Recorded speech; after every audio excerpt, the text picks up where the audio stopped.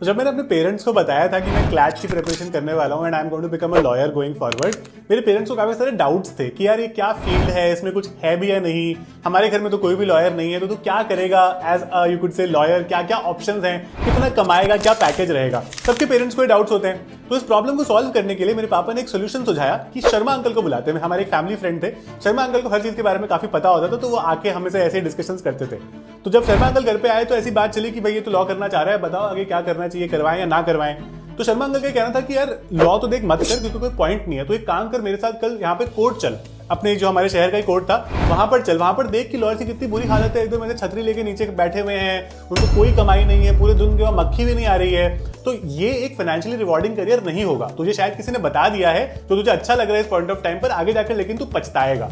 ठीक है, अब जब ये बातें घर में हुई तो my parents also got confuse किया, तेरे को करना है नहीं करना है तो छोड़ दे, मतलब वी डोंट थिंक कि इट मेक्स सेंस। मैंने बहुत कोशिश करी उनको समझाने की, ये ऑप्शन होते, मुझे भी नहीं पता था यार इतना ज्यादा, मतलब I was also first generation lawyer, तो I was trying my best to convince them कि क्या हो सकता है। तो उनको दो चार चीजें बताई, but my parents have always been supportive of my choices, particularly academic choices, तो दे हैव ऑलवेज सेड कि चलो ठीक है जो करना है करो and it is your career at the end of the day. So they decided कि चलो क्लैट कर ले। I CLAT, I went to NLU Jodhpur. अब जब मैं क्लैट क्रैक किया ना, उसके बाद में जब एनएलयू जोधपुर गया, मेरे दिमाग में ये था कि मैं यूपीएससी करूंगा। ठीक है, तो मैंने क्या किया, as a commerce student BA ले लिया वहां पे, बीए एलएलबी कर लिया वहां से। और मेरे को ऐसा लगता था कि हिस्ट्री, ज्योग्राफी और ये पॉलिटिकल साइंस टाइप के सब्जेक्ट्स है ना, मेरे यूपीएससी की प्रिपरेशन में बहुत काम आ जाएंगे। Right, within the first 1 month of the law school I realise कि इतने सारे करियर ऑप्शंस हैं जिनके बारे में मुझे पता ही नहीं था, और मैंने यूपीएससी का प्लान ड्रॉप कर दिया। और वो बीए ने 3 साल मुझे हॉन्ट किया उसके बाद में, क्योंकि वो मैं ऑलरेडी ले चुका था। But anyway, in this particular session I am going to tell you as an ex corporate lawyer myself who has been through this entire journey कि क्या करियर ऑप्शंस है जो आप प्रैक्टिकली सोच सकते हो in your career as a lawyer. Right, the first, जो अगर आप फर्स्ट जनरेशन लॉयर हो तो आपका सबसे पॉपुलर करियर ऑप्शन आजकल है a career in corporate law. Now India में आपने देखा है कि इतनी सारी कंपनी, चाहे वो बाहर की हो या हमारी खुद की हो, रोज खुल रही हैं, है ना। इतने सारे अलग अलग कुछ से डिपार्टमेंट्स खुल रहे हैं कंपनीज के, and every company from starting, उसके एस्टैब्लिशमेंट से, उसके बीच के सारे प्रोसेसेस से, और जब अगर वो बंद भी हो जाती है तब तक you need the help of a lawyer. अब इन लोगों को केटर करने के लिए इंडिया में आ गई हैं कुछ कॉर्पोरेट लॉ फर्म्स, जिनके जो क्लाइंट्स होते हैं ना वो सिर्फ ये कंपनीज ही होते हैं। अब चाहे वो गूगल, अमेजोन हो, बाहर की कंपनीज हो, या फिर वो रिलायंस, अडानी, इंडिया की कंपनीज हो, these corporate law firms deal with these clients. बड़ी साफ सुथरी जॉब है। You start at a package of about 20 to 22 lakhs के आसपास per annum. This is the starting salary. In the next 10 years, you reach close to 1 crore. Yes, a lot of hard work you have to put in that late night hour, obviously. And लेकिन this is extremely financially rewarding. इसमें एक अच्छी बात यह है कि अगर आप फर्स्ट जनरेशन लॉयर हो तो भी कोई फर्क नहीं पड़ता। ठीक है, कई लोगों को लगता है कि law as a career option is not for females.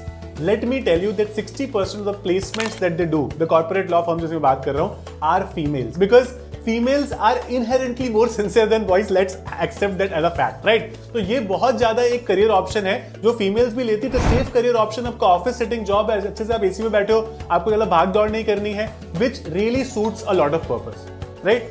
एक और बहुत इंपॉर्टेंट फैक्ट है जो मैं ऐसे एग्जैजरेट करके नहीं बोल रहा हूँ, which you have to understand is, अगर आप किसी टॉप 5, 7, 8 एनएलयूज से पढ़े हुए हो ना, तो टॉप 5, 7 एनएलयूज का जो एवरेज पैकेज है ना, that is more than top 5, 7 IITs also. IITs ने कोचिंग सेंटर्स ने हवा बना रखा है कि तुम IIT करोगे, तुम यूएस चले जाओगे, तुम्हें अमेजॉन लेगा, 1 करोड़ का पैकेज मिलेगा। पूरे देश में हर साल 2 बच्चे होते हैं जिनका इतना पैकेज लगता है। That is it. पूरे देश में 20 लाख बच्चे IIT देते हैं हर साल, उससे ज्यादा भी देते हैं कई बार तो, राइट? तो you have to understand these things that ये जो करियर ऑप्शन है आप अपने हिसाब से लो, रैट रेस का पार्ट ना बन जाओ। ठीक है, second very popular career option is litigation. अब लिटिगेशन 2 टाइप का होता है। Litigation is bearing that black robe, going to a court, all of that. 2 तरह के होते हैं। पहला होता है फर्म लिटिगेशन। तो जो कॉर्पोरेट लॉ फर्म जिनकी मैं बात कर रहा हूं ना, तो इनकी एक लिटिगेशन टीम भी होती है सारी लॉ फर्म्स में। तो आप क्या कर सकते हो कि आप उस लिटिगेशन टीम का पार्ट बन सकते हो, ताकि आप डे 1 से कमाओ भी अच्छा, आपको कोर्ट्स का इकोसिस्टम भी समझ में आ जाए और आपको पूरा सिस्टम समझ में आ जाए। तो लोग क्या करते हैं, 4-5 साल अच्छे से इन लॉ फर्म्स में काम करते हैं, पूरा सिस्टम समझ लेते हैं, फिर वो वहां से हट के अपनी खुद की प्रैक्टिस एस्टैब्लिश कर लेते हैं। तो उससे क्या होता है कि आपने स्टार्टिंग में एक अच्छी कैपिटल भी जमा कर ली, है ना, आपने यू कुछ अच्छा सा काम भी सीख लिया, और स्टार्टिंग में पैसे कम भी नहीं कमाए। क्योंकि अगर आप जो जनरल लिटिगेशन होता है तो उसमें क्या होता है कि जैसे मान लो कुछ लोग बोलते हैं कि भाई हम तो एक क्रिमिनल लॉयर के अंडर ही जो कुछ से काम सीखेंगे, जो एक सीनियर लॉयर होगा। आप जाकर वहाँ पे काम सीखते हो 2 साल, थोड़ा रिलेटिवली कम कमाते हो, फिर उसके बाद 2 साल आप कोशिश करते हो कि अपने क्लाइंट एक्वायर कर पाओ। तो पहले 4-5 साल एक स्ट्रगलिंग पीरियड होता है। अगर आप वो स्ट्रगलिंग पीरियड सहने के लिए तैयार हो तो ये भी बहुत ज्यादा अच्छा है। बट अगर आपको अपनी फैमिली को डे वन से फाइनेंशियली सिक्योर बनाना है या फिर आपको उनको फाइनेंशियली प्रोवाइड भी करना है ना, तो फिर the first step which is the litigation in law firm is a better way to go about it. A lot of my friends have done it and it is certainly something that works out for you, right? Third very important option is in house jobs. अब in house का क्या मतलब होता है, मैंने आपको बताया कि इंडिया में हर रोज इतनी सारी कंपनीज आ रही है, गूगल, अमेजॉन, फेसबुक, मेटा, है ना, then you have Indian companies like Reliance, HDFC bank, ICICI bank. अब इन सारी कंपनीज की एक इन हाउस लॉयर्स की टीम होती है, क्योंकि अगर ये सब कुछ आउटसोर्स कर देंगे एक लॉ फर्म को तो बहुत महंगा पड़ेगा। जब मैंने फर्स्ट ईयर में अपनी एक लॉ फर्म ज्वाइन की थी, मुझे कुछ आता भी नहीं था इतना ज़्यादा प्रैक्टिकल, मेरे नाम पर वो लोग हर आवर का 7,000 रुपीज का चार्ज करते थे। ठीक है, मुझे लगता था कि मेरी वैल्यू उस पर में 500 रुपए भी नहीं है, लेकिन वो करते थे बिकॉज लॉ की फीस इतनी ज्यादा होती है लॉ फर्म्स की। सो देयरफॉर ये लोग क्या करते हैं, जो कंपनीज होते हैं अपनी कॉस्ट बचाने के लिए एक इन हाउस टीम रखते हैं कि जो डे टू डे के प्रोसेसेस हैं, छोटे मोटे नोटिस है उनके जवाब देने भेजने, उसके लिए हमारे पास एक अंदर टीम रहेगी। दे ऑल्सो पे यू रियली वेल।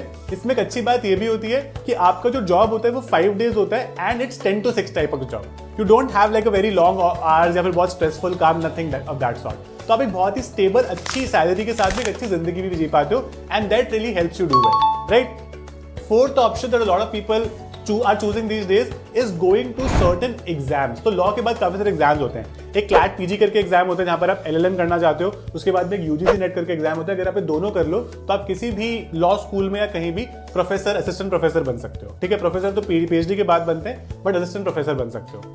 आप जुडिशियल सर्विसेज के एग्जाम दे सकते हो जो हर स्टेट का अपना होता है। अगर आप हिंदी स्पीकिंग बेल्ट से हो तो आप 8-9 स्टेट्स के एग्जाम दे सकते हो। RBI, SEBI, बहुत सारी इंश्योरेंस कंपनीज, गवर्नमेंट की इतनी सारी PSUs हैं, सबके एग्जाम होते हैं और वो आपको सिलेक्ट करते, दे पे यू वेल। और ये जॉब में बड़ी सिक्योर्ड होती है, इसलिए सरकारी नौकरी, अच्छा पैसा, अच्छी सैलरी और बहुत शांति से आप एक जिंदगी जीते हो। That is something that you can surely adopt. क्योंकि कई सारे अगर हमारे पेरेंट्स गवर्नमेंट जॉब में होते हैं ना, तो उनको बड़ी वैल्यू होती है गवर्नमेंट जॉब की कि यार तेरी एक फिक्स जॉब होनी चाहिए, कि कभी गया फिर निकाल दिया फिर तू निकल गया, वो सब ना हो। तो this is something that you can certainly take forward. And कुछ जनरल ऑप्शंस होते हैं पीपल टेक, जैसे आजकल AI आ रहा है, तो मैं बहुत सारे ऐसे लोगों को जानता हूं जिन्होंने AI को यूज करके अपने स्टार्टअप्स क्रिएट किए हैं।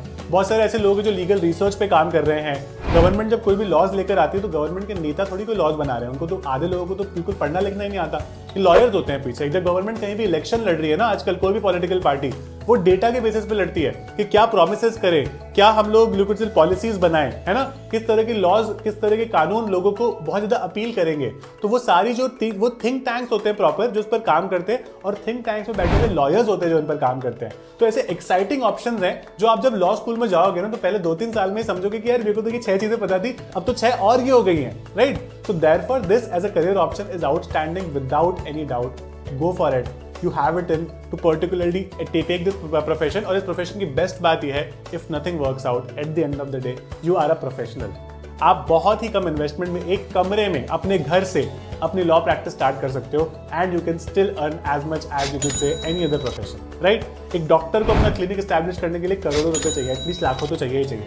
एक इंजीनियरिंग फर्म स्टार्ट करने के लिए एक इंजीनियर को करोड़ों रुपए चाहिए। चार्टर्ड अकाउंटेंसी और लॉयर्स, दो ही ऐसे लोग हैं जो अपने खुद के यू कुड से घर से ही अपनी प्रैक्टिस स्टार्ट कर सकते हैं। लेकिन चार्टर्ड अकाउंटेंसी के पास वो 22-25 लाख के जॉब्स के ऑप्शन बहुत ही लिमिटेड होते हैं। That is where law has an edge and you can certainly make it through if you work hard for CLAT particularly or any law entrance exam and go to some of the top interviews. It makes this entire journey much more easier for you. So that's it about this session. Thank you so much for being a part of this. I'll see you guys again very, very soon. All the best.